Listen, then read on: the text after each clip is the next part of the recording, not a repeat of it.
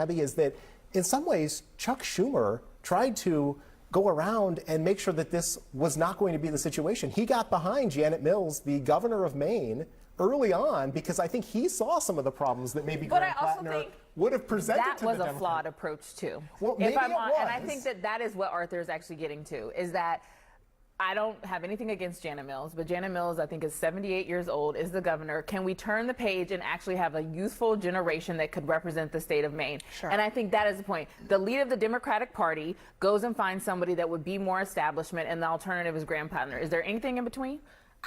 In my previous commentary, I have expressed reservations regarding Abby Phillip's approach to the Graham Platner matter. In the following segment, Cari Champion offers a rebuttal to both a Republican panelist and Ms. Phillip. The exchange underscores what many observers identify as inconsistent standards applied to candidate conduct. We will review the clip in its entirety, after which I will provide my analysis. Welcome back. Purity or party. In the Trump era, it seems the Democrats and perhaps their voters are starting to loosen their expectations of candidates. Case in point, Graham Platner, the Democratic Senate candidate in Maine. A beard, tattoos, military service, a populist message. But as Platner faces scandal after scandal about his past, and polls show that he has a good shot to beat a Republican, Democrats can't quite figure out what to do with him. Many still support him. Others are staying on the sidelines. Some, like John Fetterman, call him a creep, and others just mumble through their answers about whether they'll still support him. Scott Galloway says it's time to stop the purity tests. Every election is a choice, not a marriage proposal. We're not hiring a priest. We're hiring a senator. Do you want to make sure that women's rights aren't continue to be rolled back? Do you want a more responsible economic policy? Do you want different approaches to labor that raise the wages of nurses and students? Do you want something regarding fiscal sanity? Do you want to have a check against the unfettered, unprecedented corruption?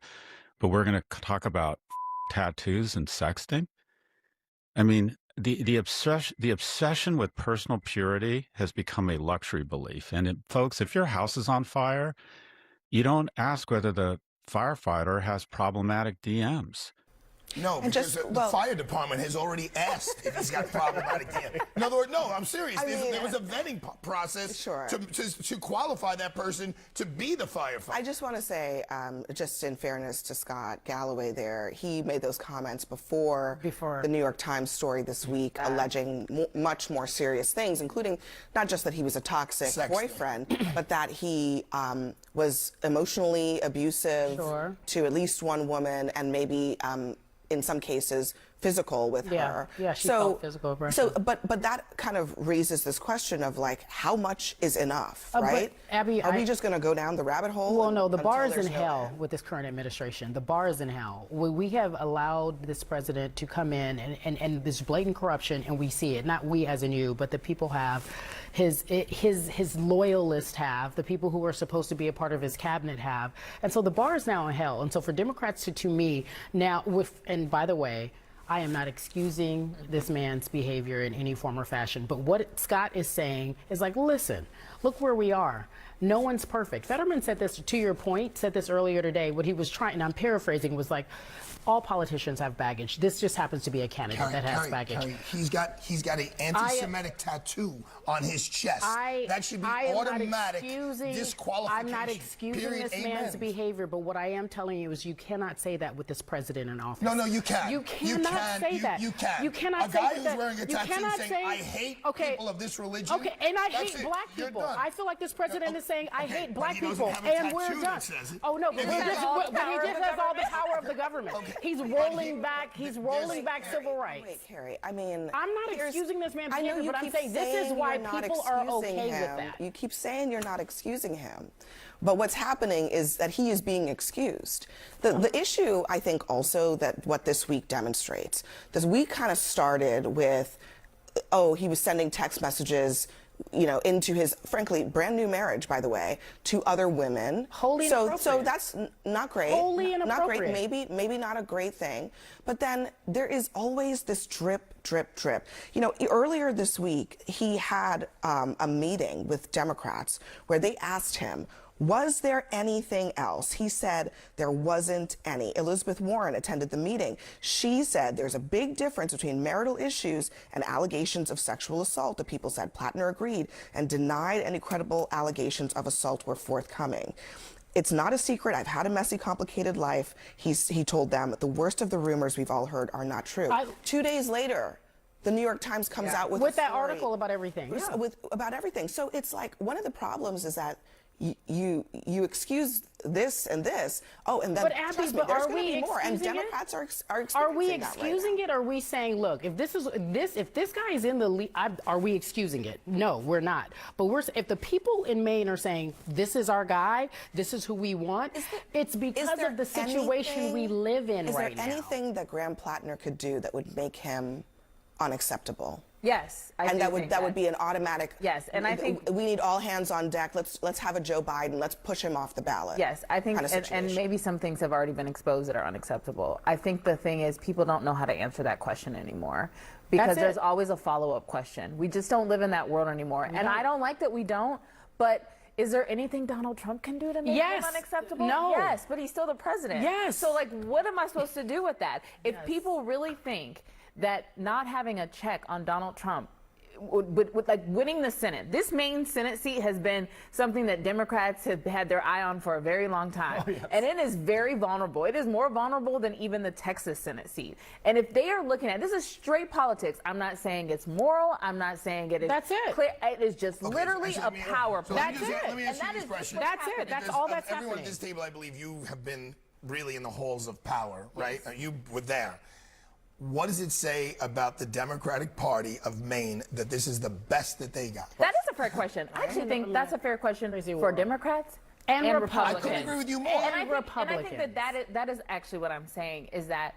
But it is hard to ask questions in isolation right now. You can't. Because then when I turn the page the next day, I see something that is happening and I feel is so antagonizing to me and the rest of Americans. I'm like, something has got to give. Again, and I think right there. You can't ask questions in isolation. I think the reports are very troubling to me. I really do. They are. And I think there are a lot of people that are in power right now. Rob, you know Lindsay. I do. Phillip, who's I worked with her. Ex-girlfriend who is named in the story.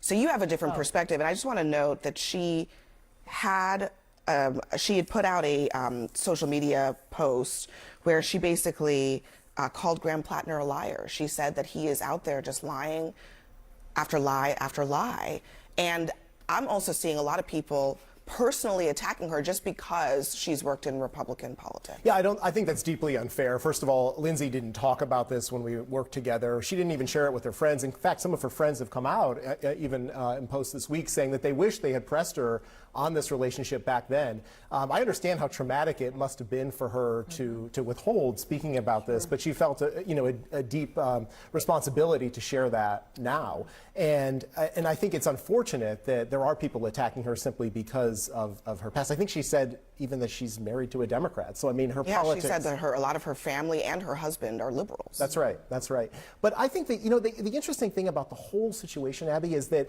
in some ways Chuck Schumer tried to go around and make sure that this was not going to be the situation. He got behind Janet Mills, the governor of Maine, early on because I think he saw some of the problems that maybe Graham Platner would have presented to the Democrats. That was a flawed approach too. Well, maybe it was. And I think that is what Arthur is actually getting to, is that I don't have anything against Janet Mills, but Janet Mills, I think, is 78 years old, is the governor. Can we turn the page and actually have a youthful generation that could represent the state of Maine? Sure. And I think that is the point. The leader of the Democratic Party goes and finds somebody that would be more establishment, and the alternative is Graham Platner. Is there anything in between?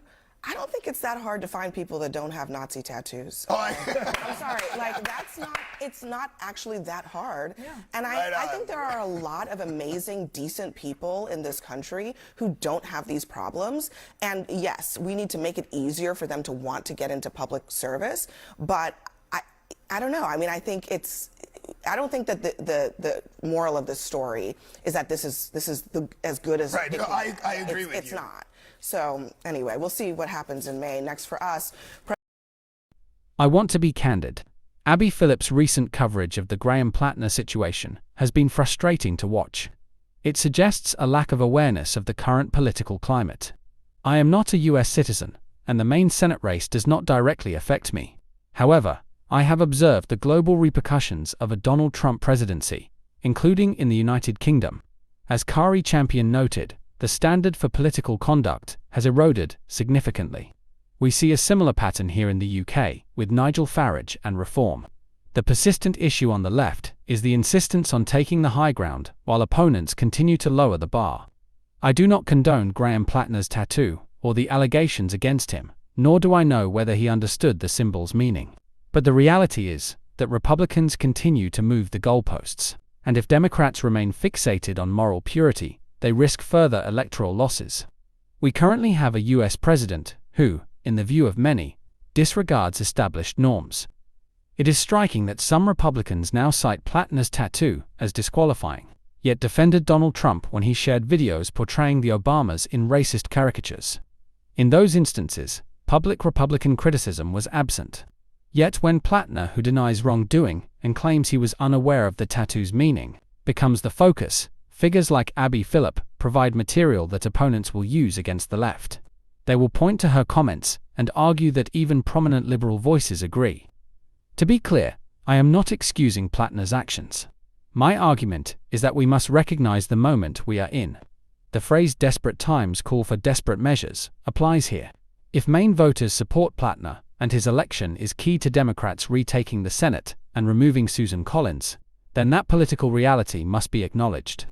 Continuing to cede ground while the opposition abandons all standards is not a viable strategy. The bar is not just low, it is underground. I'm interested in your perspective on this. Share your thoughts in the comments, and I'll see you in the next video.